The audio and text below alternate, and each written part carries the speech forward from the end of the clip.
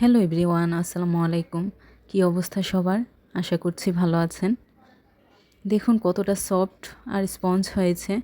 এই ভিডিওতে আমি বেস তৈরিটা দেখাবো এবং অপর একটি ভিডিওতে আমি ডিটেলসে ডেকোরেশন সহ শেয়ার করব। সো চলুন কথা না বাড়িয়ে শুরু করা যাক। এখানে আমি শুকনো উপকরণগুলো আগে চেলে নিব। এখানে ফার্স্টে আমি 1.5 কাপ পরিমাণ ময়দা নিয়েছি। আপনারা চাইলে আটাও ব্যবহার করতে পারেন,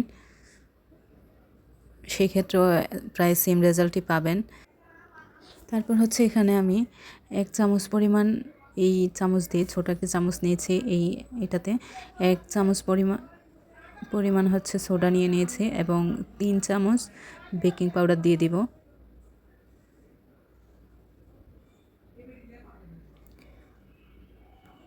এখানে হচ্ছে আমি এই বেকিং পাউডারটা ইউজ করেছি, হাইকো ব্র্যান্ডের যেই বেকিং পাউডারটা আছে সেটা এখানে ইউজ করেছি।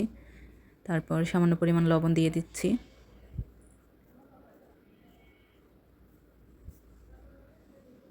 তারপর আমি শুকনো উপকরণগুলো এখানে চেলে নিব।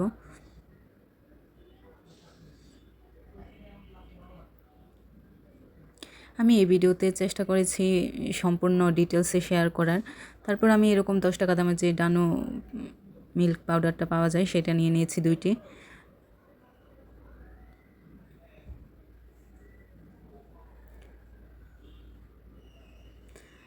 তারপর হচ্ছে লেবু গ্রেট করে, লেবুর যে খোসাটা আছে সেটি গ্রেট করে আমি দিয়ে দিব সামান্য, খুবই সামান্য পরিমাণ। আসলে লেবুর খোসাটা গ্রেট করে দিলে আমার কাছে গ্রানটা খুবই, মানে টেস্টটাই মনে হয় যে চেঞ্জ হয়ে যায়। আমার কাছে খুবই ভালো লাগে, তাই আমি লেবুর খোসাটা সবসময় ইউজ করি। আপনারা চাইলে সবুজ খোসাটা, সবুজ রঙের লেবুটা সেটা ইউজ করতে পারেন। সো আমার কাছে ছিল না, তাই আমি এটাই গ্রেট করে দিয়ে দিয়েছি।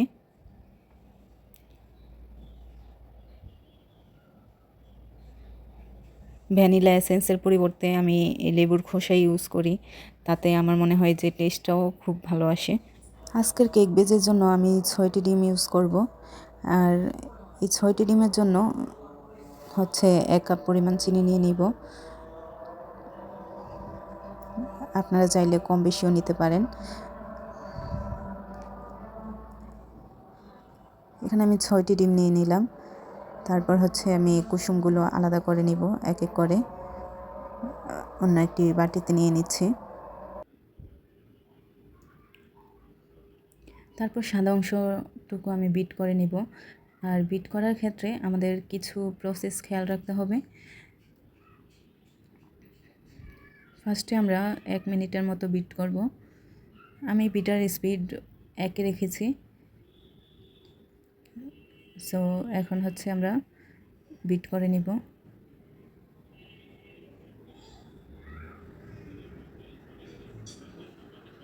এখানে আমি 1 মিনিটের মতো বিট করে নিব।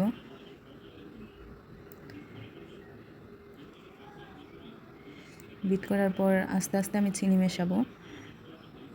1 মিনিট বিট শেষ হলে তারপর হচ্ছে সম্পূর্ণ চিনিটুকু আমি একসাথে দিব না, আমি 3 থেকে 4 বারে চিনিগুলো মিশিয়ে নিব।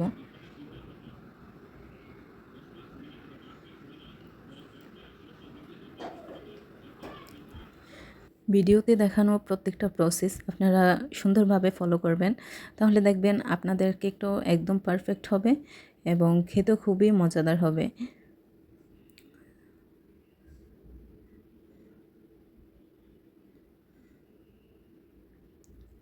এই কেকটা বানানোর পর আমার নিজেরই এত ভালো লাগছিল। আমি টোটাল 10 মিনিটের মতো বিট করে নিয়েছিলাম। আসলে বিট করার সময়টা নির্দিষ্ট না, এক একজনের কম বেশিও লাগতে পারে। এক একজনের বিটার স্পিড 1-এ রেখে আমি বিট করে নিব। আপনারা কিন্তু আবার বাড়াতে কমাতে যাবেন না। যদি 2-এ রেখে করতে চান সেক্ষেত্রে আমার মনে হয় 1-এ রেখে করাটাই বেস্ট হয়। আমি তো অলওয়েজ 1-এ রেখে করি, চাইলে 2-এ রেখেও করা যায়।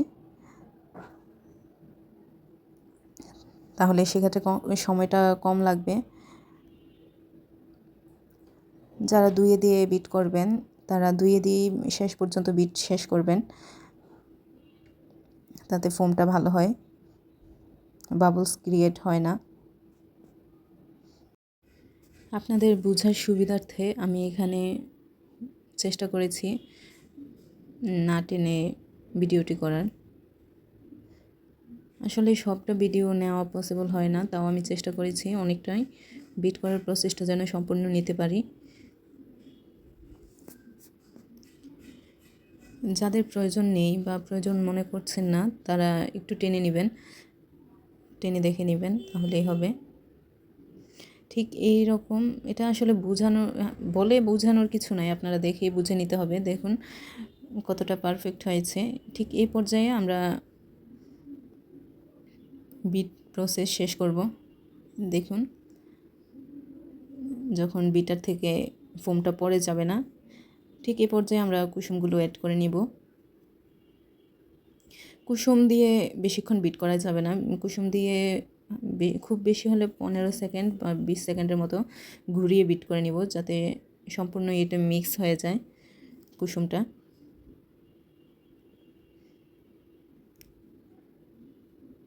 এই পর্যায়ে আমরা যে শুকনো উপকরণগুলো ছিল সেগুলো অল্প অল্প করে দিয়ে দিব। আমি এখানে 8 থেকে 10 বারের মতো মিক্স করেছি। আমি চেষ্টা করি যে খুবই সামান্য পরিমাণে দিয়ে দিয়ে মিক্স করার, তাতে আমার মনে হয় যে খুব তাড়াতাড়ি হয়ে যায়, খুব ইজিলি।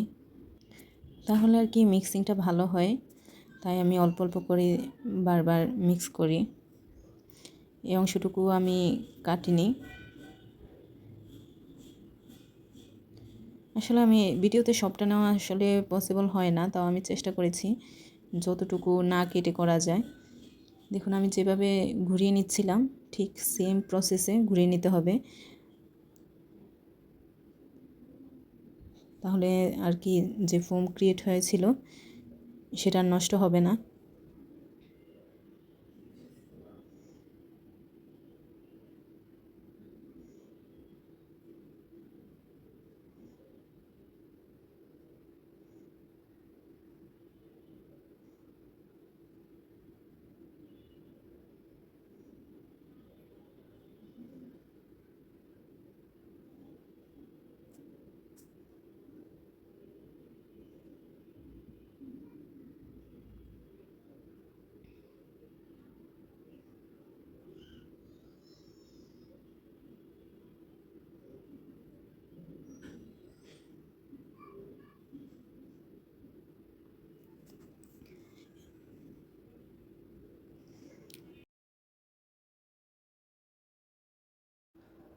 মিক্স করা হয়ে গেলে আমি মোল্ড নিয়ে নিব এবং মোল্ডে কিছুটা তেল ব্রাশ করে নিব এবং বেকিং পেপার যেটা আছে সেটা দিয়ে নিব।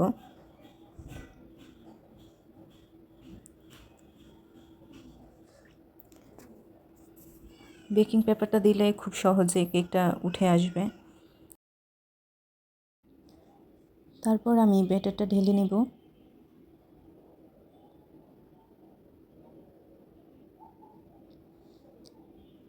এখানে আমি বেক করার জন্য বড় একটি পাতিল নিয়ে নিয়েছি এবং এর উপরে হচ্ছে কাগজ আর হচ্ছে একটি স্ট্যান্ড বসিয়ে দিয়েছিলাম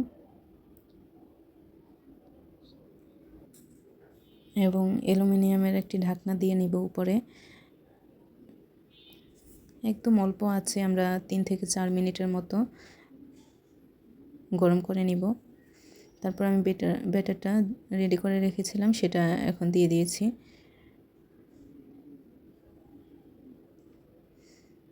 যেন এখানে কোনো বাবলস থাকলেও সেটা যেন ঠিক হয়ে যায়, এই কারণে আমি একটু ট্যাপ করে দিচ্ছিলাম।